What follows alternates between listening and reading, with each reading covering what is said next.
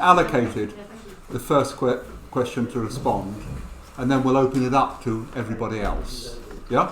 All the other groups. So, can we have the rapporteur, please? Rapporteur? Yeah, it's a posh word, but I only learned that yesterday. The rapporteur for How is Marxism? Can Socialism be Scientific? And remember, you're speaking from the group, what the group said, not just your own views when you present. Who's speaking for? Yeah. So, okay. Marxism is scientific, and it's a logical, rational, evidence. Sorry, hang on. Do you need people to come to the front, Chris? Yeah. Yes. Yeah, because you're being. Is that all right? Yeah. Can you come up and just stand here? Yeah. Do I need to switch the microphone around? No. Okay. Shall I stand here? Yeah. Yeah. So it is scientific in that it's a logical, rational, evidence-based approach.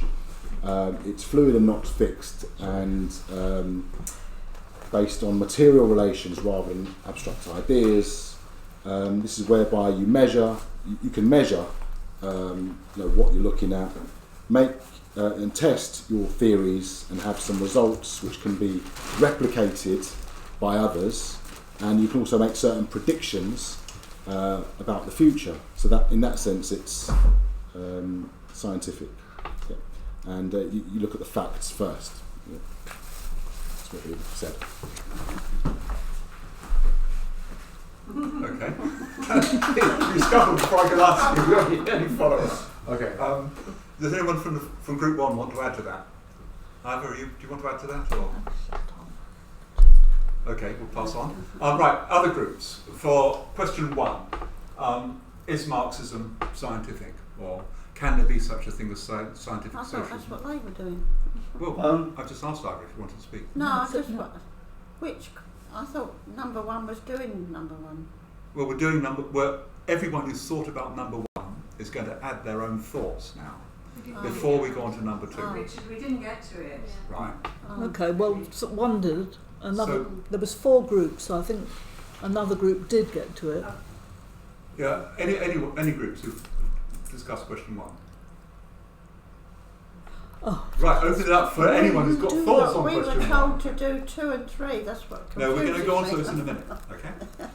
Right. It's a question about the usage of scientific. Marxism is obviously couched in the language and thought of the 19th century. Yeah.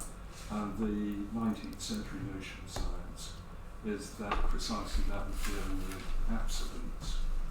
And the whole idea that you reduce it to scientific socialism infers a degree of dogmatic thought and flexibility. Yeah. And I think you need to culturally contextualise science, because even for goodness sake, since Thomas Kuhn's scientific revolution, the notion of science itself is entirely flexible. Okay. We have a problem here because we're being streamed live, and you can only hear the others who are at the other end of the streaming process will only hear if you're actually near the microphone. So you've either got to speak very, very loudly or very briefly, and I'll then interpret what you've said. Can I do the latter? Is that all right? It's Norfolk and Newcastle are listening. Well, the world is really listening. Oh, That's right. world as well, yeah. Initially, it's just Norfolk and Newcastle. Okay. Marx, when he talks about science, says a lot about the relationship between deduction and induction. Induction is making general statements from a mass of specific facts or observations which you've made. Drawing conclusions from them. Deduction is starting with the conclusions that you've drawn and applying it to something new and testing those hypotheses that you've produced. Am I right? Well, no, you're the scientist. Whenever Mary draws a breath, I know that I've strayed from. Carry on. Anyway, okay. Well, that's my simple version of deduction and induction. But Yeah, bottom up and top down. What, That are you go on. saying that one is teleological? No, I'm not using the term teleology. No, I know you're not, but Teleological by... at all, yeah. Okay, sorry. Teleology means goal directed. But for me, the induction is basically bottom up, starting with the observations and trying to make general statements about how the universe works. Deduction is having made those general statements, you then try and apply those general statements to something new, you have a hypothesis and you test it. And if the test falsifies a hypothesis, you reject it. This is traditional, it's called Popperian science. This is what Sir Karl Popper claimed meant that Marxism was not scientific, because he said Marxism was not falsifiable. I think that's very questionable. But leaving that aside, this whole issue about deduction and induction I think is a really good, important one, and Marx stresses they're inseparable. They're two sides to the same coin. But then more recently, in the 1970s, Thomas Kuhn, K-H-U-N, wrote a book called The Structure of Scientific Revolutions. And in that book, he said that most scientists, most of the time, are answering questions within a paradigm. And the paradigm is a mental model of how the universe works. And that scientists very rarely go outside that paradigm to ask searching questions about how it might work in a completely different way. And of course, one of the strengths of Marx was that he did go outside the mid-19th century paradigm, the economic paradigm, about how the economy What's a paradigm? Right, I'll tell you. The What is a paradigm, paradigm? Well, I don't know what a paradigm is. He's going to tell you. I'm going to tell you. Listen carefully. You listening? Okay, a paradigm is a mental model of how the universe works. And it constrains the way you think about that universe, and it constrains the questions you ask of that universe. And scientists are subject to it to just as much as ordinary people like you and me. But occasionally, facts become so obvious that the paradigm, the mental model of the universe, breaks down, and you have to construct a new model. And that's what happened with Darwin, because previous theories of evolution were to do with non-Darwinian mechanisms. I won't go into acquired characteristics because that will raise a whole set of other debates. And it happened with Marx, because Marx was interpreting the way that capitalism worked in a completely different way from the way that Adam Smith or Ricardo or any of the classical economists were interpreting capitalism. Okay? So the paradigm broke down. And then when the labour theory of value that Mary was talking about last week began to take hold, you had a whole new set of economists who said, no, these are revolutionary ideas. We can't have the labour theory of value anymore, which the classical economists had, Adam Smith and Ricardo, and they developed a whole range of theories to explain things like profit, which I don't understand. Whereas Marx's theory of profit is at least intelligible. If you're going to ask something, you have to be very loud, you have to shout. But also very short as well. I mean, Yeah. I'm sorry to stop you. What I'm thinking is that how can Marxism be scientific? Simply because Marxism has got a scientific methodology. Yeah. Scientific methodology. I mean, methodology, I'm not using that in the sense of the idealistic way, but still materialistic way. So that means when Marxism interprets the universe and the developments of the human society, that means conflict between the labor and the capital, it uses the scientific methodology. Marxism cannot interpret the universe without applying to biology, chemistry, physics. So therefore Marxism is purely scientific. Well, I agree with all of that, except the word pure.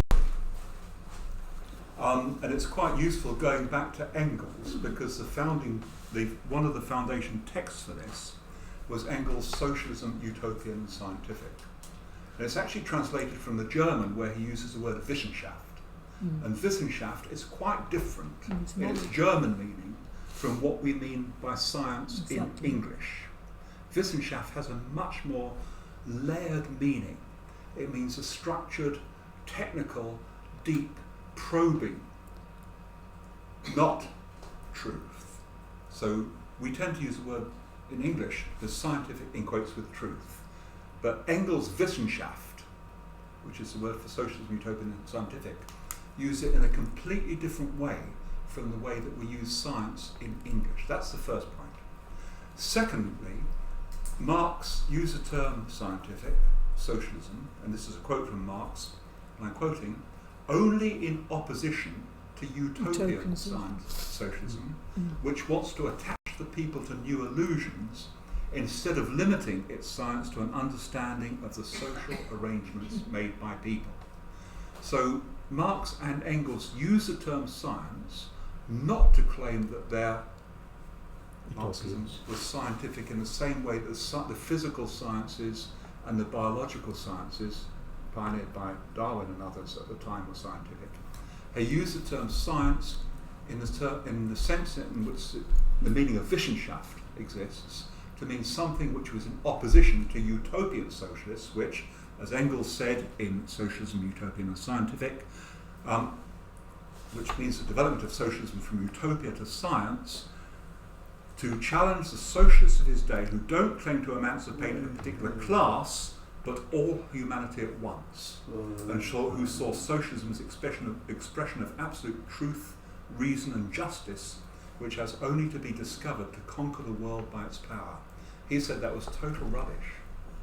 Revolutionaries, Marxists, had to actually analyse the way society worked, and not just appeal, as for example Fabians do, to logic or people's better natures. We have to go beyond that and look at class struggle and the operation of society. Well, I mean, in a way,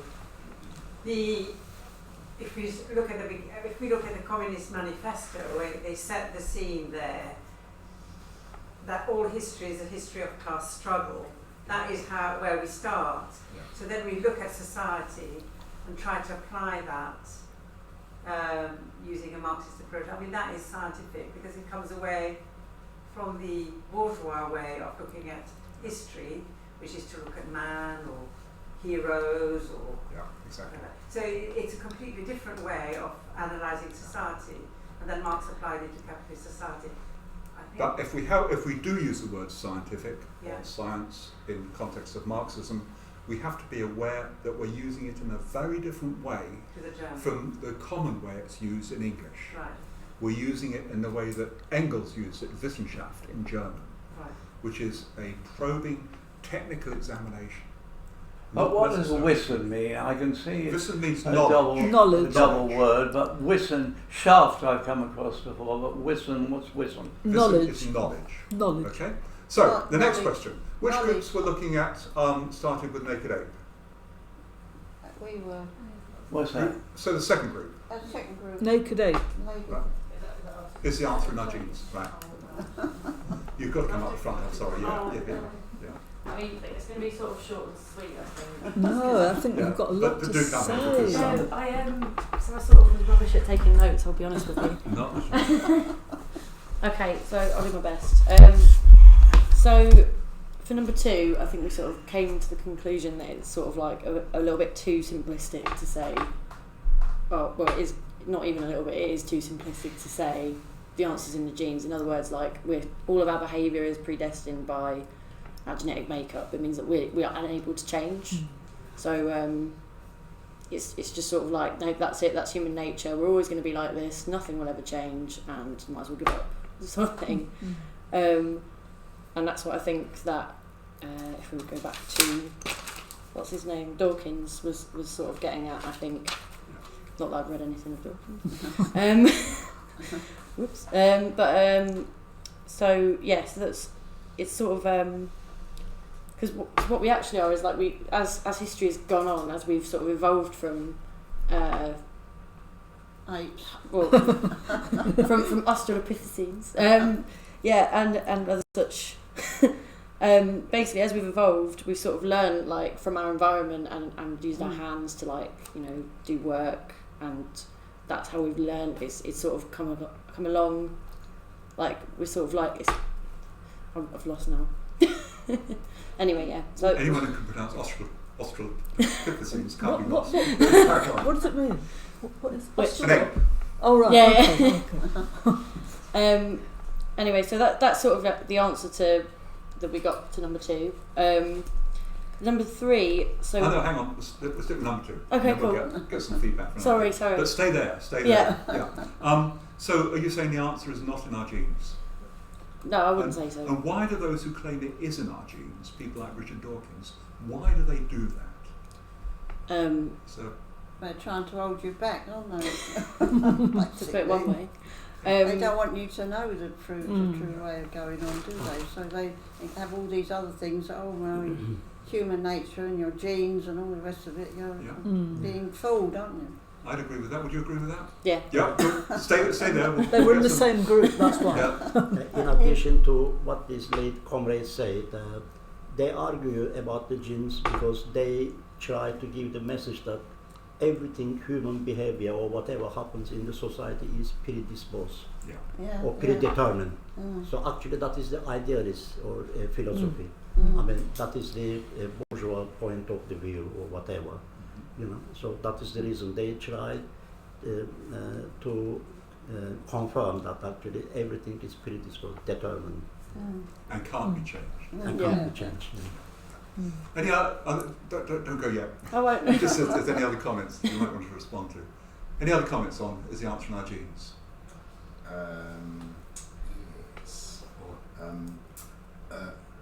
It's part of the answer is the genome, in that we are made up of DNA and long strands of DNA in the alpha helix. And that's the structure it exists in. But they were trying to say this part of your DNA strand does this, eye colour brown, for example, and then this other bit does, webbed feet, for example. But what they found is that bits of your DNA may overlap, and so the eye colour may overlap with a bit to do with webbed feet. So they're not distinct and separate. They are, I think we found them overlapping. So there's not. What people were expecting, I think, was that there would be so many more bits of your DNA in the body to code all the different things that we have. But actually, it's a very small amount of DNA that we have, which does all these amazing things. Yeah. So that's our understanding. Yeah. Plus, the way that the genes, or rather the genome, is expressed in the phenotype, what you look like and what the thing is, you've got the same genome in your fingernails, let's say, as you have in your eyes, you have in your tongue, as you have in your liver, your bladder, your spleen. But they're all doing different things. It's the same genes, if the genes exist, which they don't. The genome exists. And probably it would take more time than we've got here to go into that, but I really would suggest that if you're interested in this, you look at this debate. This is Richard Dawkins interviewing famous scientists.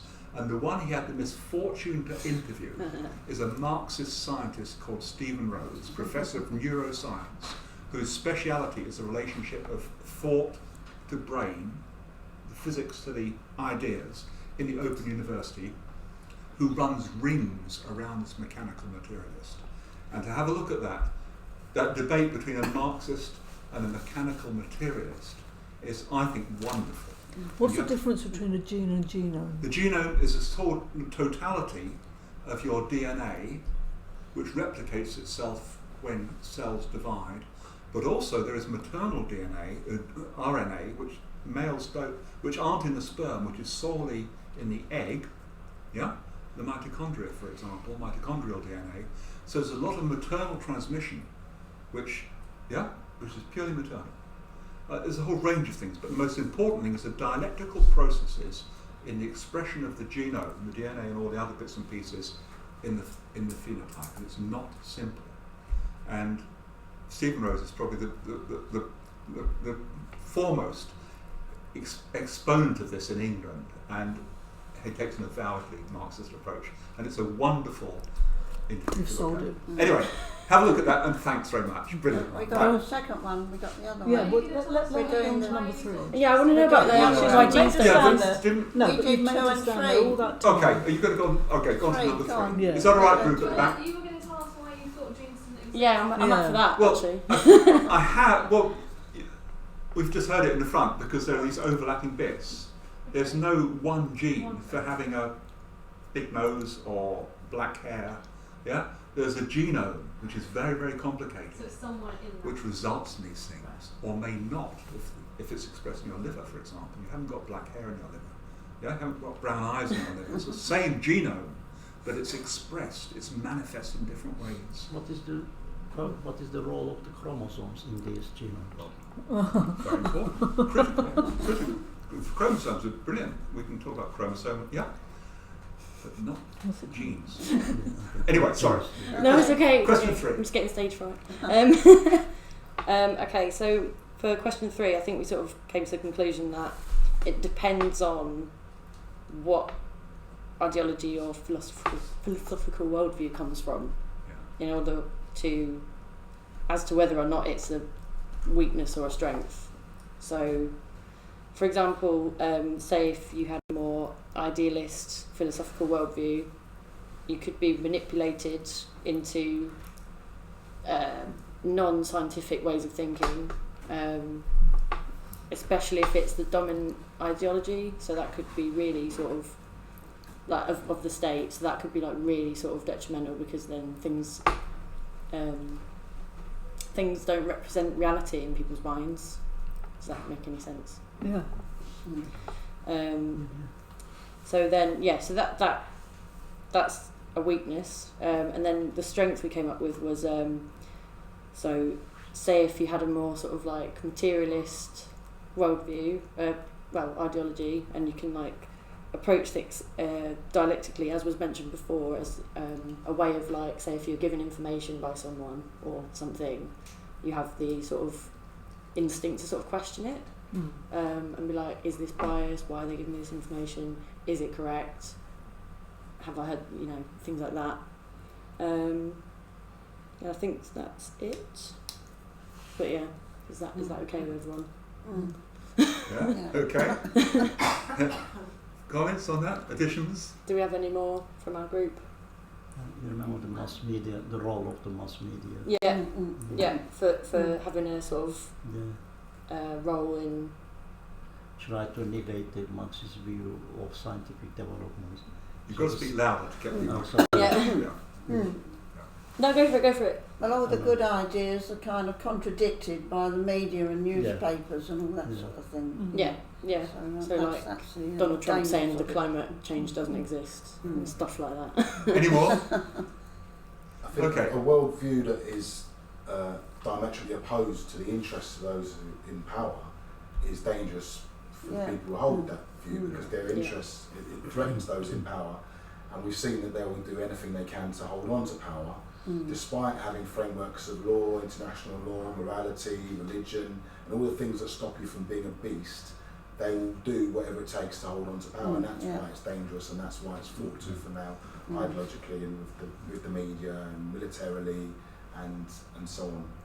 And that's everything from stones through your window to slandering Jeremy Corbyn and saying he's frail, too frail to be Prime Minister. Oh, that'd be bad. I would have to go sit back down anyway. Thank you. That's okay. Much appreciated. Thanks for listening. I mean, all of these are topics for discussion, so we all have our own views on these. The ones that I came to when I was thinking about this, the great strength for me is we don't always have to go back to basics. If I'm talking to Mary, I don't have to explain to her, well sometimes I do, but what surplus value is. We've got a common language and we can build on that. We've got a set of views that we can test against reality, and that's really important, because unless you say something, how can you test what you've said? We do think we've got insight, which people who don't have that worldview have, and we are committed. And I've never met anyone more committed than Mary. That's a compliment. But there are dangers. Sometimes we think we must be correct because we're Marxists. We've got a special view of the universe which nobody else has, and therefore we are special people. It can colour our perception of reality sometimes, I think. We always have to question ourselves as well as other people. We can sometimes ignore phenomena that don't fit. I think that's a danger.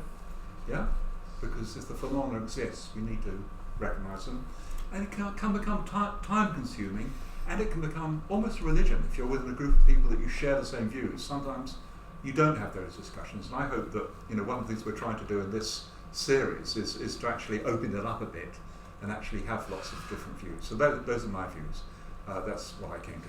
Okay, right at the back we had, is the environment a second contradiction of capitalism? Who's going to lead on that? and your spokesperson may just have gone out of the room. No, he's here. Oh right, sorry. Yeah. You're hiding. Sorry. I didn't know that. Yeah, the note taker. Okay, well, those two. You've got to come to the front. No. You're an intelligent one. Oh, God. What have I done to this? I'm only an individual.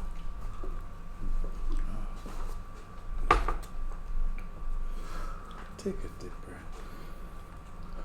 Yes, about the question of environment and as a second contradiction. We were not quite sure what the first contradiction was supposed to be, but as of number 2, and we left number 3 out totally because we were head scratching as to what the question of the contradiction. We came up with the question of modes of production, and land as a global resource is fairly scarce in every level. And the question of needs and protection of not just land, but everything within it, human beings included. We thought that the contradiction is possibly dealing with the modes of production versus the degradation at every level, including environment, socially.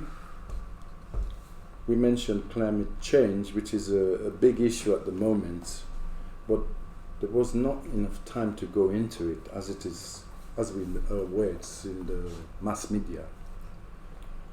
But how that the climate and or the change within it affects every other aspect of the land resource, and the question of how we as human beings need to protect it, because after all, a profit motive is not the do-all and end-all, not merely of world development, but also of human development. As we are well aware, the world doesn't really need us as human beings. We may believe that we are the super duper people of the world and the universe and everything within it. But in real terms, the world doesn't really need us. It's the opposite. It's really vice versa, that we need the world. And to our detriment, we tend to forget that. And it's our loss if we decide, despite contradictions, renewable energy may not be the solution, although it will help. The other problem is of relating to profits and the motives of what we call capitalism. We see it as profit in itself as a destructive element on every level, including a social, economic, cultural, and with reference to the environment. The all of nothing mentality is really not an option in terms of the world we live in and everything within it. So, Don't go. Stay there. Where's the front door? Right. Additions, comments. Yeah. Environment. Second contradiction of capitalism. I thought it was brilliant actually. There's a lovely part in Marx where people are saying, "What about nature? We've forgotten the environment," and he then says, "No, it's very, very clear. There are two sources of wealth. There are two sources of use value: nature and human labour." He then goes on to say that human labour is the only source of new value, but you can't have any value without nature. And throughout the whole of Marx and Engels, there are bits of that which keep on cropping up. This awareness of the environment and damage that capitalism does. It's brilliant stuff to look at. So does that mean that he was studying the exploitation of the nature? He's talking about exploitation of nature. Yeah. I haven't got anything on this one. Right. Okay. Yeah. Left it out. Sorry. Yeah. So I think that's really great. I think one of the things you said was good about we need the world. It's not that we're the be all and end all. Yeah, we need the world. We need the world. The phrase in Marx and Engels where they say things like man is nothing without nature. They don't use the term environment. It wasn't common then. It had a different meaning. But it's very, very clear that they see nature as a fundamental source of everything that makes us human. And it's brilliant stuff, I think. The question is whether it's a second contradiction. My view is it is. Marx is clear that technological developments were in part driven by things like resource shortage. He talks about the degradation of soil, leading humans to go and cultivate new land. He talks about the replacement of fossil fuels, of charcoal by fossil fuels in the Industrial Revolution. He's very clear that environmental limits are a driver of technological progress, technological change, in a similar way to where the class struggle and the need for make profit is a driver. He doesn't say which is primary to which, but it's very clear that the class struggle is a fundamental one in Marx's view. The other bit of the question, as far as people who say the environment's a second contradiction, is whether the environmental awareness can lead to socialism in the same way that we think class awareness and class struggle will hopefully lead to socialism. And that's a really debatable one. I mean, for me, a lot of environmentalists are not aware of the fundamental contradictions in capitalism that leads to planetary degradation. Capitalism destroys the environment, exploits the environment just as much as it exploits people. And that's the message that we have to get across. But I think there is a huge potential, myself, in politicising the environmental movement as well. Yeah. A small point.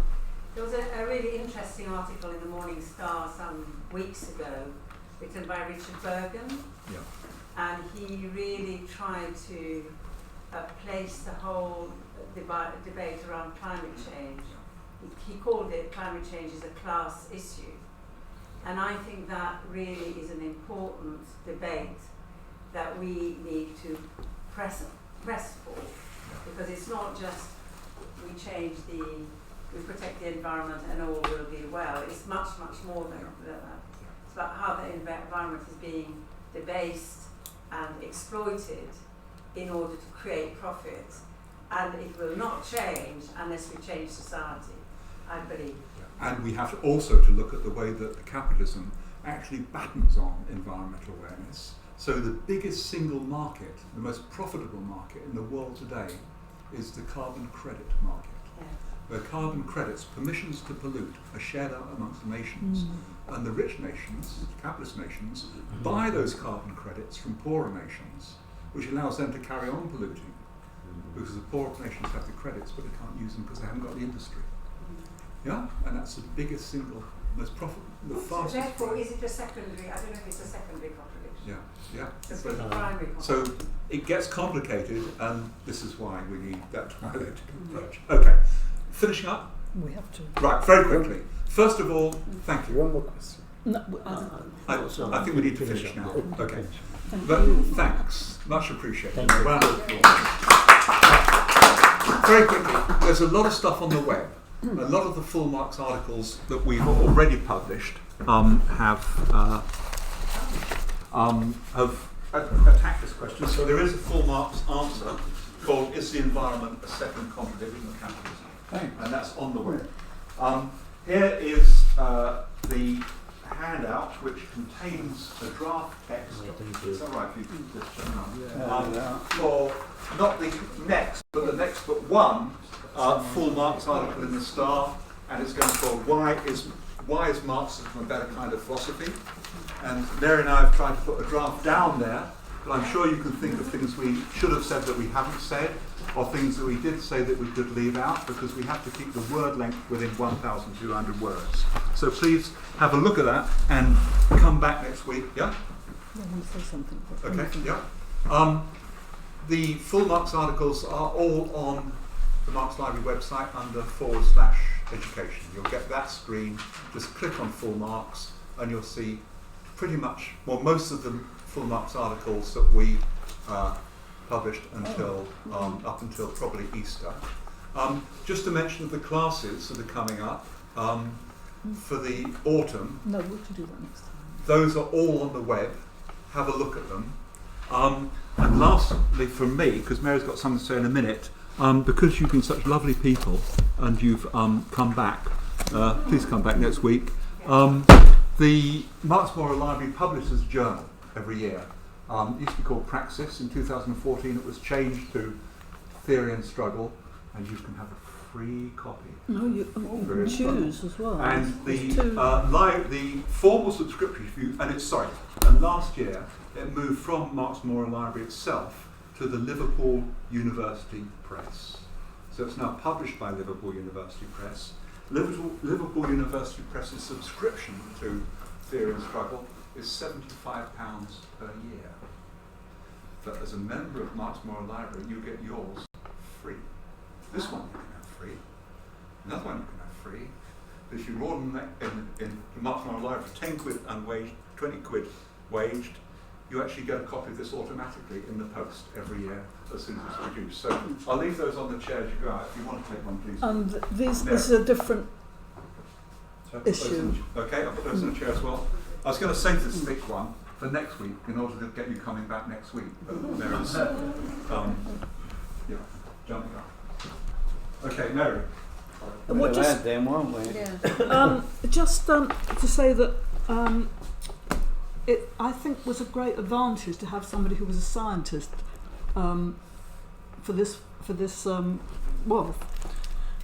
dialectical materialism, because and in relation to whether Marxism is a science or not, I think that it's quite right not to use the term science, actually, in the sense of what we understand by science. And I think there is a danger of dogmatism, but I completely think that it is correct to understand science in terms of the way that Engels used it, i.e. as against utopian socialism, scientific socialism, but he didn't mean that was therefore a science. It is rational, it is all of that, but there is a danger of dogmatism. Just to say that the debate on the genes, the naked ape, really, really important, and I've learnt a lot, a real lot, but absolutely right that there's a real danger of biological determinism in this whole notion of human nature. And I just want to say one thing about this worldview. Basically, a worldview is a philosophy. That's what philosophy is. It's a worldview. It's the way of putting everything together. And I think that we have got a worldview as Marxists. It's dialectical and historical materialism, particularly dialectical materialism, is a world outlook, and it is not to crudely use the terms base and superstructure, but you can see how basically what we're saying is what we think is not just coming out of our heads, just thought. Thought is based on social being, on where we are, and I think that most philosophers, or most, if anybody studied philosophy, even rudimentary philosophy, just knows it makes absolutely no sense. This whole thing about the table, this is Bishop Berkeley. This is the appearance-reality dichotomy. We don't have a problem with appearance and reality. Basically, Bishop Berkeley said that if I shut my eyes, how do I know that all of you are there? Because I can't see you. But that's exactly what a lot of idealist philosophy did. So I think having a scientific insight also into our philosophy was incredibly helpful. So I really want to thank you very much, Richard. Let's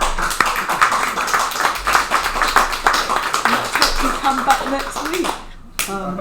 But we've lost half the people, haven't we? Do you think it was so rubbish last week that nobody wanted to come back? Yeah, very nutrition. What's it? How do we explain that material reality of the absence of? Maybe they're really here and you don't know. Yes, exactly. That's it. You're being an idealist. Yes. Okay, see you next week then. Thank you. Thank you.